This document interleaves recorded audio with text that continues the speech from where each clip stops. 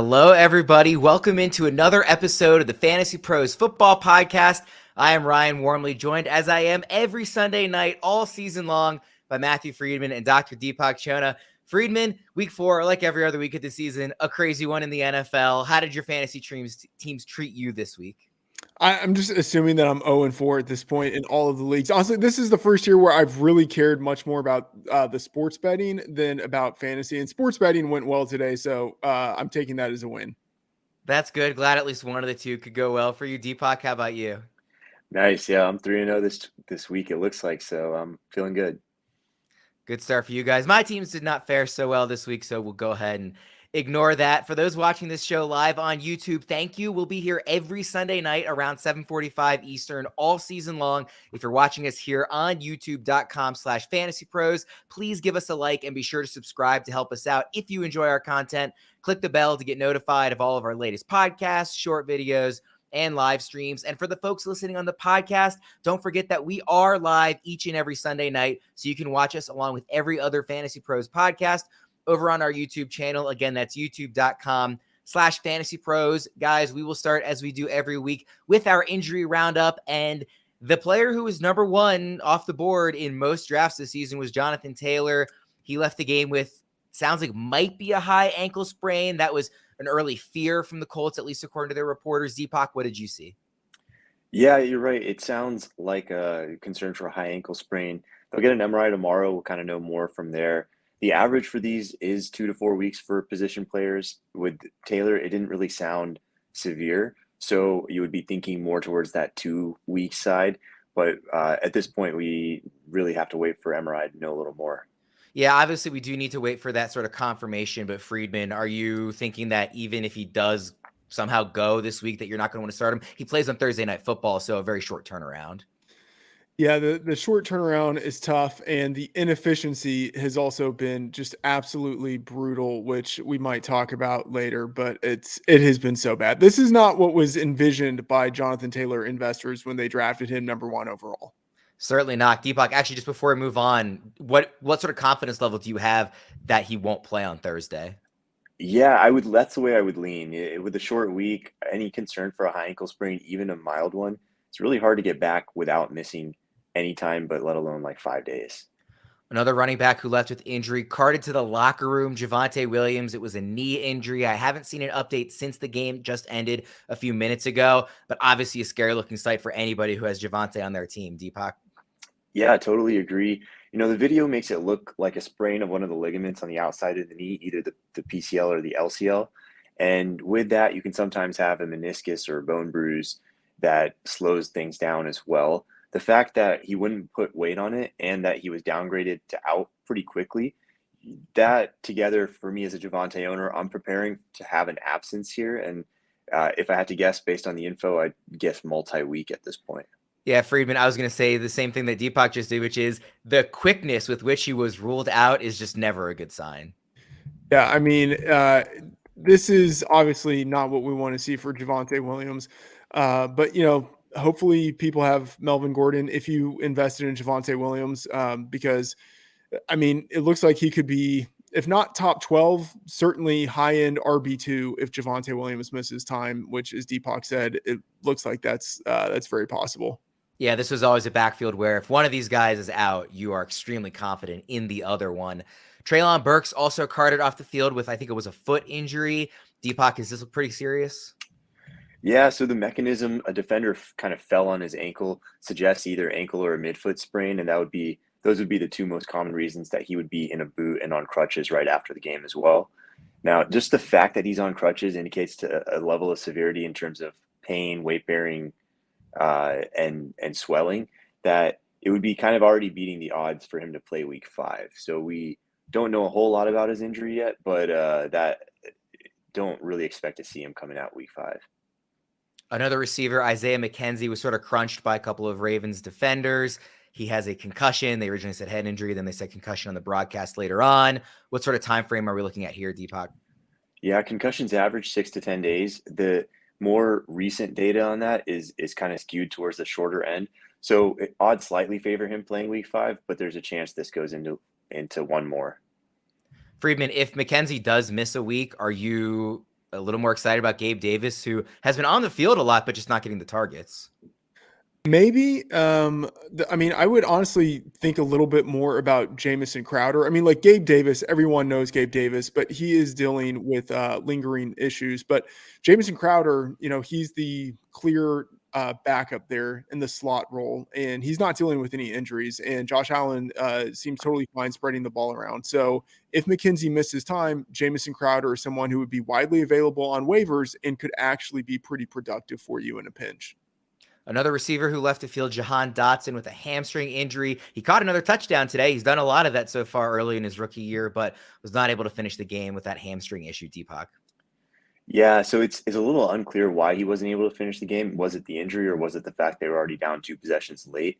So the average hamstring is going to take 3 weeks for a wide receiver, and they'll get an MRI probably tomorrow. But really where we'll know the severity is Thursday and Friday practice reports, because hamstrings, if they're on the week coming off of them, usually they're going to sit Wednesday.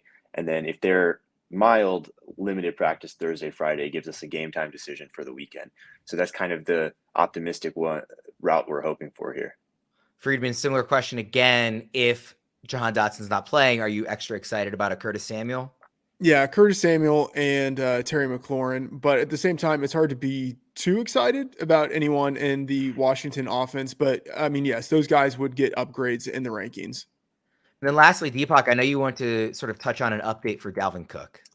Yeah, totally. So the sideline reporting today said that Dalvin Cook had a partial dislocation of his shoulder, and that it was it's subtly different than what was reported initially as a full dislocation last week. And it drastically changes the re-injury rate. He's still at a little bit higher re-injury risk because of having shoulder issues, having a pre-existing tear, and then this partial dislocation. But it's not near the level of almost guarantee that he would dislocate again if he had dislocated fully last week. Some decent news there. A couple of quarterbacks did leave the game as well. Brian Hoyer with a concussion. He did not return. Daniel Jones, he left with an ankle injury, did return to the game. And of course, DK Metcalf was carted to the locker room, which was a scary sign, but it turns out he just had to use the facilities, so we can't blame him there. Thank you for joining us, Deepak. We will be back in just a couple of minutes, everybody, to run through the rest of the slate. Want to dominate your fantasy football leagues? Well, then you need My Playbook, available only from FantasyPros. Struggling with the waiver wire? My Playbook lets you see who the top available players are week to week. Can't decide who to start? Compare your players side by side with detailed breakdowns and projections for each week of your fantasy season. And it's all free when you're a premium subscriber to FantasyPros. So sign up today at FantasyPros.com or download the My Playbook app to your Apple or Android device. With all the great quarterback talent in the league, Friedman, I am surprised that the quarterback we are talking about with our first headline of the day is Jared Goff. Hey, I mean, Jared Goff was awesome. The question is, the headline is like, Jared Goff, is he good? Like, I mean, yeah, I highlighted him in my week 4 favorites piece, and he responded to this positive reinforcement with a baller 378 yards, 4 touchdowns to 1 interception, 26 of 39 passing. And he did that most impressively without wide receivers Amon-Ra St. Brown, DJ Chark, and pass catching running back DeAndre Swift. The matchup obviously helped fuel this production. The Seahawks secondary, we ranked number 32 in our unit power rankings entering the week. The Seahawks defense was number 32 in dropback expected points added. So I'm not going to get carried away and say that Goff is a must-start option each week, but the Lions offense, like this Lions team has scored 35, 36, 24, and 45 points this year. They have a legitimately good offense and a horrible defense, which means that Goff will continue to be viable as long as the Lions find themselves in shootouts. Yeah, they're averaging 35 points a game and averaging giving up 35 points a game. So first of all, bet the over on every one of their games. But second of all, we don't care about their record in the standings. We care about, are they getting fantasy points? Right now, they certainly are. Rest of season, if you had to put a number to it, where would you put Jared Goff? Because obviously it's not like St. Brown's out for a long haul. Yeah, I mean, he can't be a QB1. He just doesn't have that talent, but, like mid-range QB2 at worst. Next headline, Dameon Pierce actually got literally every single carry out of the backfield for the Texans today. So this is a far cry from what we saw in week 1 when he was out snapped by Rex Burkhead. Yes, the Pierce that was promised. I mean, in week 1, he obviously was playing alongside or behind veteran running back Rex Burkhead. But in weeks 2 through 3, he was dominant, 35-3 in terms of carries compared to Burkhead. He really established himself as the early down back. And then in week 4, as he said, he took literally every carry on the team. It wasn't all that many, like just 14 carries, but he had 131 yards and a touchdown. And then on top of that, he actually out-targeted Burkhead. Like that to me is the really positive development in all of this. He had 6 targets to Burkhead's 5, which, Burkhead had been the pass catching back up to this point. So if Pierce has that pretty high floor from getting the super majority of the rushing workload, and if he can start to get some receiving work in there, we're talking about a first-year back with a 3-down role. It's going to be hard to think of him as any lower than a pretty decent mid-range fantasy RB2. I wanted to let you read the headline because it was such a good one. The Pierce who was promised. It's not that good. Let's be honest. Well, I'm a big Game of Thrones fan, so it's definitely good to me. The wide receiver headline, Jamal Agnew. Is there a path here where somebody actually makes him a full-time receiver? Yeah, no, sadly, it's probably not going to happen. Like I'm going to be the wet blanket. Zay Jones was inactive. And so because of that, Jamal Agnew was able to play a season high 18 snaps. And with that playing time, man, he looked good. He had 6 targets and 4 receptions for 50 yards and 2 touchdowns. Good for 19 fantasy points. And, that production, yeah, it's surprising, but this wasn't Agnew's first time to flash. Last year in weeks 5 through 10, he was suddenly elevated to the starting lineup for the Jags. He was an injury fill-in for DJ Chark. And in his 5 games as a full-time player, he was actually the number 1 receiver on the team with 10 fantasy points. Can someone please make this guy a full-time receiver? Because all he does whenever he's out there on the field for more than just a handful of snaps is produce fantasy points. Our tight end headline is Mo-Alie Cox, Mo Problems. But I have to ask, did you only pick him because you came up with that good headline? Because I was thinking it was going to be TJ Hockenson pretty much locked in. Yeah, okay, Hockenson. I feel like I didn't want to mention Hockenson because I had just mentioned Jared Goff. And so it felt like it would be a little too Lions heavy if I started with Goff, closed with Hockenson. But come on, it's a pretty good headline, at least, in my juvenile brain. So I generally avoid Colts tight ends because of their 3-person committee. But, Mo-Alie Cox, he went off in week 4. He led the team with targets, receptions, yards, and touchdowns. 2 touchdowns on 85 yards. Fantastic output. With that kind of production, he was the number 2 fantasy tight end just behind TJ Hockenson. And we all kind of expected Hockenson to have a pretty good game given all of the other guys who were out in that offense. But we weren't really thinking of anything out of Mo-Alie Cox. Now, does this mean that we should pick him up on waivers next week? I don't know. Will you ever feel comfortable starting Mo-Alie Cox? Probably not. But tight end is a wasteland, and you need to start someone. And I guess it might as well be Mo-Alie Cox. He strikes me as the kind of guy who you spend way too much fab on. You start for a few weeks. He gives you 0 points, and then you drop him. That sounds terrible, but not as terrible as not bidding on him and then watching him dominate the rest of the year. So I'm a wet blanket. I'm not going to be aggressively going after Mo-Alie Cox, but I won't blame the desperate teams who do aggressively go after him. You forgot the final step in that, which is the week after you drop him, he then scores another 2 touchdowns. Do you think, I know that Matt Ryan threw for 350 yards today, but in watching the game, I found myself just thinking he just doesn't have it anymore. Do you think this is an offense that could support multiple fantasy relevant pass catchers? Because we already know that we believe in Michael Pittman, but Alec Pierce had 80 yards today. Mo-Alie Cox had 2 touchdowns. Can there be a second guy that reliably steps up, or is it just going to be sort of a rotating door behind Michael Pittman? I don't think it will be reliable, but I think there will be enough shootouts where you look at this offense and sometimes you think, maybe that guy can be the one who saves me this week. We had a London game this morning. First game on the rest of our slate here. Vikings 28, Saints 25. That was a pretty fun one across the pond. The biggest takeaway to me, Justin Jefferson finally had the bounce back looking like we wanted him to look since week 1. He had 10 catches, 147 yards on 13 targets. Did have a rushing touchdown, even though he didn't catch one. Is he, I don't know that he was ever gone, but is he back? Yeah, it was a tough matchup, and that's the great thing, going against Marshawn Lattimore, a Saints defense that has a strong secondary. I think, a top 5 unit in the league. it was great to see him get the usage. The 13 targets, that is really what mattered in this game. The production was nice, obviously, but to see the usage was great. And to have the rushing touchdown too, to get that usage at the goal line, that was great. So fantastic performance, locked in wide receiver 2 moving forward. Were you surprised to see Chris Olave have a pretty good day? 4 catches, 67 yards, and a touchdown. Team high 7 targets without Jameis Winston in there? I mean, a little bit, but someone had to lead the team in targets, and I feel like it made sense for him to do it versus Jarvis Landry. Like, Landry just looks a little bit washed at this point, and Olave is obviously ascending. So, great performance from him. Dalvin Cook, 20 carries, 76 yards, no touchdown. We heard Deepak talk about him during the injury segment. What's sort of your forecast for him rest of season? I don't know. I feel like Cook is a guy that I'm just going to get wrong like quite a bit because the usage is there. It's sort of like another version of Jonathan Taylor. Like the usage is there, but he doesn't seem to have the same explosiveness and he's not getting the goal line usage. So like if that's happening and he's not getting many targets either. And then Alexander Madison, like the backup, got his 1 target and turned it into a touchdown. I don't know. I feel like Cook is going to be someone who disappoints for the rest of the year, even though he's going to have decent usage. It feels like an Ezekiel Elliott type of situation from last year.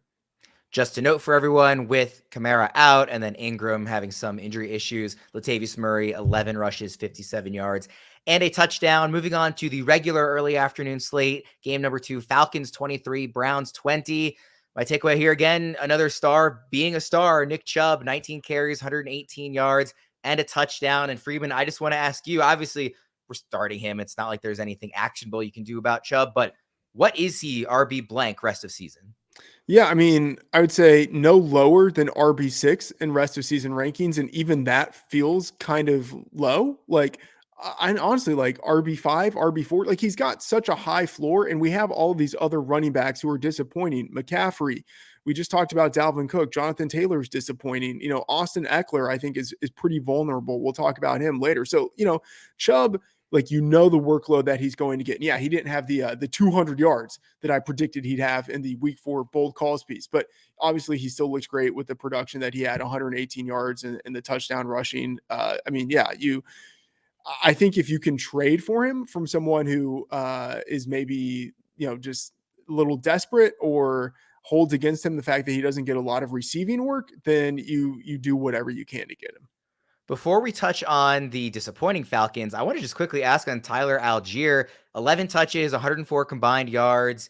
Is there some juice here that you think he could be a fantasy starter later in the season? Yeah, I mean, maybe. All it takes is Cordarrelle Patterson breaking down, which it has happened before. So, and it does happen to running backs all the time. So yeah, there's certainly the possibility with Allgeier.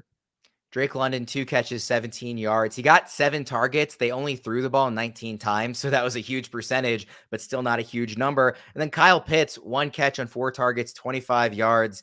What are you doing with Pitts? Because, it's this question everybody's asking every single week, and I don't have an answer. Do you have an answer on what to do with Kyle Pitts? Yeah, you plug and play and pray, you can't not start him because he's, probably the only tight end on your roster. You spent a 3rd round pick on him. You have to start him, but I mean, good luck winning with him and good luck finding anyone else who has a realistic chance of out producing him. There's your Kyle Pitts advice. Good luck. Game number 3, Bills 23, Ravens 20. Disappointing one for me. A fun one for J.K. Dobbins managers. He didn't look great efficiency-wise, but he had 2 touchdowns, 1 through the air, 1 on the ground, 13 carries, 41 yards on the ground, 4 catches, 21 yards through the air. Is he somebody that you're just plugging right back into your lineup next week if you didn't have him there already? Yeah, I mean, it's a little bit annoying that he is going to be splitting a backfield. That's just what the Ravens do. They never give 100% of the work to one running back. And then, of course, you have Lamar Jackson stealing carries too. But yeah, I mean, he has reclaimed the work. 13 carries, 4 targets. 17 touches in a game is pretty good for any running back. So yeah, I think he's a low-end RB2 moving forward. This was a very rainy, gross, ugly weather game, so there's not too much to take away. You would kind of hope that some of these small, lines like Mark Andrews, 2 catches, 15 yards, Rashad Bateman, 3 catches, 17 yards, were sort of fluky and more weather-based than anything else. There were multiple drops by both teams in this game, multiple turnovers, just definitely a sloppy one. So we'll move on to sort of the opposite game, Seahawks 48, Lions 45, a big scoring one of the, I think, definitely the highest scoring game of the year. I can't imagine there's been one higher. And as I already mentioned, TJ Hockenson, 8 catches, 179 yards, 2 touchdowns, most receiving yards that a tight end has ever had for the Lions, team high 12 targets. Is he inching closer to that elite tier of tight end 1 status, or is this more of a fluke? No, he's not. I mean, I love Hockenson, but no, he's not inching closer. I mean, I guess all he needs every week is for Amon-Ra St. Brown and DJ Chark and DeAndre Swift to be absent every week. If that happens, then yes, he will be, a top 3 tight end in my rankings moving forward. Is Jamaal Williams a tier 1 running back in games that Swift doesn't play? Yeah. I mean, I had him ranked, I think RB 10, and I guess it looks like that was probably too low. Yeah. I mean, any game in which DeAndre Swift is out, Jamaal Williams is an RB1. Rashaad Penny looked fantastic. 17 carries, 151 yards, 2 touchdowns. I feel like I might have been too low on him in the offseason. Yeah, I mean, I think I was too.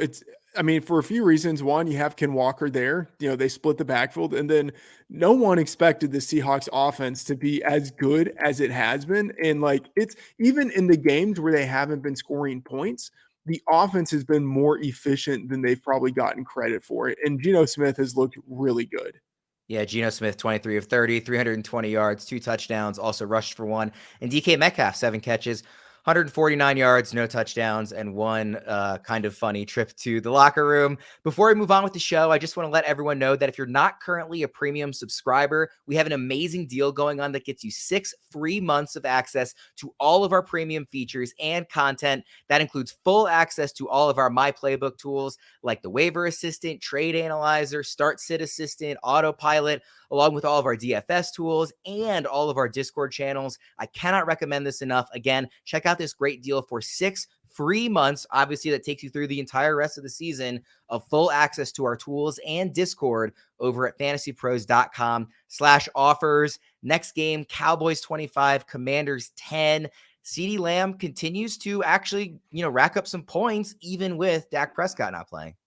Yeah, and it looks like Dak has a chance to come back in week 5. So that is super encouraging. And yeah, he looked like a fantasy wide receiver 1, CeeDee Lamb, with 97 yards, the receiving touchdown on a team high 8 targets. And when you put that next to the 11, 11, and 12 targets that he got in weeks 1 and 3, he clearly has the usage to sustain high end fantasy production. And again, whenever Dak comes back, I think it's going to be sooner than later. I expect to see Lamb aggressively move up our rankings. Should we give up hope that Tony Pollard is ever going to get the carries that he deserves? I mean, he didn't have a great game efficiency-wise today, 8 carries, only 6 yards, but Ezekiel Elliott had more than double the carries that Pollard did yet again. Yeah, it's not going to happen in Dallas. We're just going to have to wait till he's a free agent. Yeah. Are you starting Antonio Gibson in any leagues? 13 carries, 49 yards, no touchdown this week, 3 catches on 3 targets for 14 yards. I reject the premise of the question. In order to start him, I would have to have him on any team. Yeah, you have to, you probably have to start him if you have him, given the draft capital you invested in him. And, a guy who got 16 opportunities in a game, you kind of have to start him because you're chasing the usage, but it's something that you're not pleased with, but you probably don't have better options.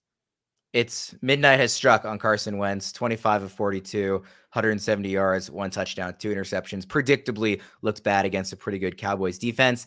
Chargers 34, Texans 24. It looked for a minute like maybe the Texans were going to give a scare to the Chargers. They were able to pull away, though, eventually. Austin Ekeler, you alluded to him at the top of the show, 13 carries, 60 yards, 2 rushing touchdowns, also 49 yards through the air on 6 catches, and a receiving touchdown. He looked all the way back for this game, at least. Yeah, on the one hand, he had a great fantasy performance with those numbers that you just mentioned. On the other hand, he still lost 10 carries and 5 targets to Sony Michel and Joshua Kelly. That is painful. I would look to sell high on him if I could. Justin Herbert looked great, 27 of 39, 340 yards and 2 touchdowns. Mike Williams, team high 11 targets, continues to be the ball hog when Keenan Allen is not in there, 120 yards on 7 catches. Gerald Everett, 61 yards on 5 catches and a touchdown, 6 targets. Is he somebody you're considering in your tight end, a guy that you're going to be starting week to week? Oh yeah. I mean, especially anytime Keenan Allen is out, and because Allen, it looked like, suffered a re-aggravation on Friday, there's a chance Allen misses week 5 as well. So anytime Allen is out, Gerald Everett is in, and Everett might even be in even when Allen comes back, because again, tight end, total wasteland. I know we already mentioned that Dameon Pierce got every carry for Houston today. I'm not sure if we gave the line. It was 14 carries, 131 yards, and a touchdown. And then Brandon Cooks, 7 catches, 57 yards, and a touchdown. Pretty reliable fantasy producer there. Titans 24, Colts 17.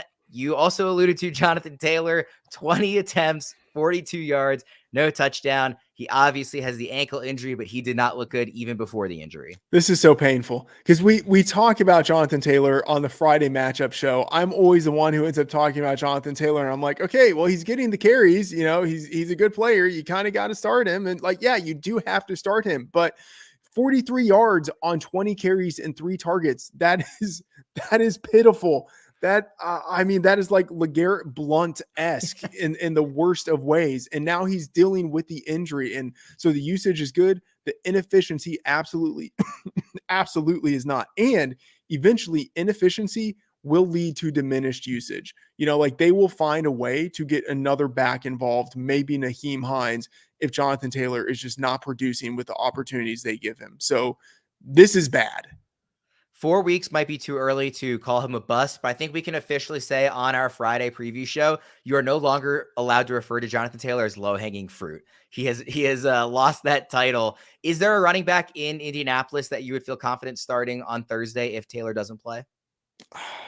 I mean, I guess maybe Nyheim Hines, but he would be a flex option. It's not as if I would be very excited to lock him in as one of my top 2 guys.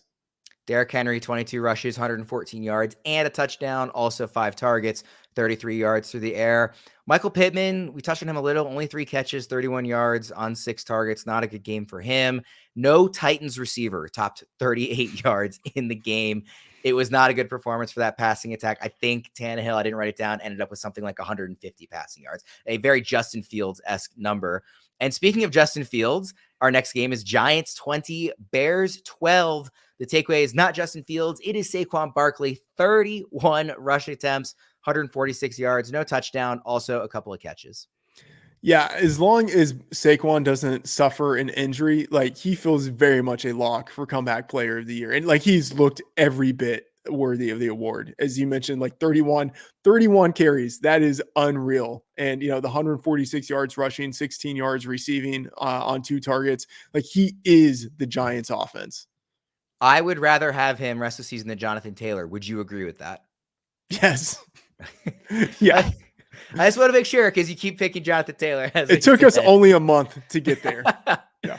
Daniel Jones, 8 of 13, 71 yards. Obviously, he left with the ankle injury, but he did rush for 2 touchdowns, 68 yards and 6 carries. Justin Fields, 11 of 22, 174 yards, 7 rushes for 52 yards. I mean, as sad as it is to say, this was probably the game he's looked the best at the very least, which is, not encouraging if you're a Bears fan.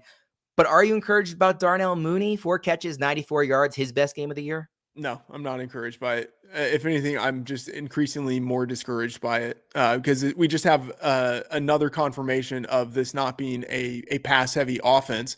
And, Darnell Mooney, it's great that he had the production, but just 5 targets, that's not going to get it done. Will Herbert, 19 carries, 77 yards, also 1 catch for 24 yards. Did you see enough out of him to continue to be happy to start him when Montgomery's not in? Yeah, he got 20 touches. That's the number that matters. All of the touches. Next game, Eagles 29, Jags 21. Miles Sanders. I feel like every fantasy takeaway is this running back was a stud today. Miles Sanders, also a stud today, 27 carries, 134 yards, 2 touchdowns, also 22 yards through the air on 3 targets. It is just so refreshing to see Miles Sanders get into the end zone because he's always had the potential. He's always been a good player. And now we're seeing him in an offense where the offensive line is clicking. The passing game is setting him up for success. Each week, I think I've been too low on him. That was especially the case this week, with the numbers that you mentioned, 134 yards, 2 rushing touchdowns, and he's getting some targets too. So I don't think he's an RB1, but he feels like a very solid RB2 at this point.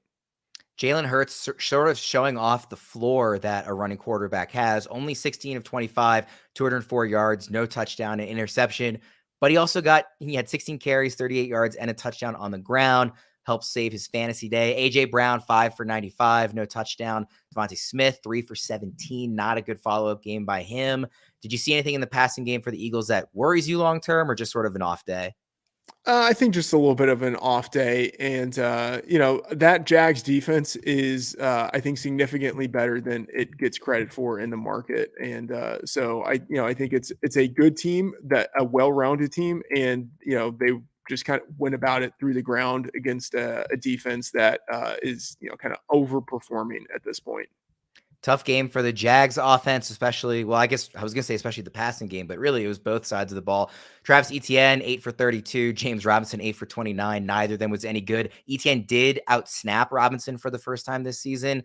Christian Kirk, he had 9 targets, only 2 catches for 60 yards, no touchdown. Of course, those both went to Agnew.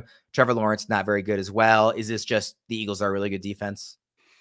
I think so, but this was just an offense that was not clicking. It feels weird that they were able to score 21 points and have Lawrence throw only 23 times. And to be in that situation, I think that's atypical and we're not going to see it very often again. Last game of the early slate, Jets 24, Steelers 20. There weren't a ton of stat lines that really jumped out to me. The one I picked was Breece Hall. He had 17 carries, 66 yards, and a touchdown, also 6 targets, even though he only got caught 2 passes.